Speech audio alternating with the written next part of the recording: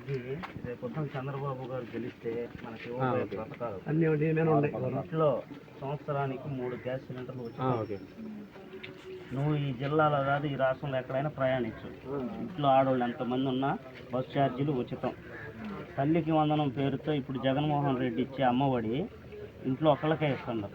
చంద్రబాబు గారు గెలిస్తే ఇంట్లో 3 2 4 ఎంతమంది చిన్నపిల్లలు అంతమందికి ఒక్కొక్కళ్ళకి 15,000 రూపాయల చొప్పున సంవత్సరం వేస్తాడు. 18 ఏళ్ళు నిన్న మహిళలకి నెలకు 1,500 రూపాయల చొప్పున రేపు చంద్రబాబు గారు ఇవ్వబోతున్నారు. కావున మనం అందరం చంద్రబాబు గారు కోటేసి గెలిపించుకున్నాం.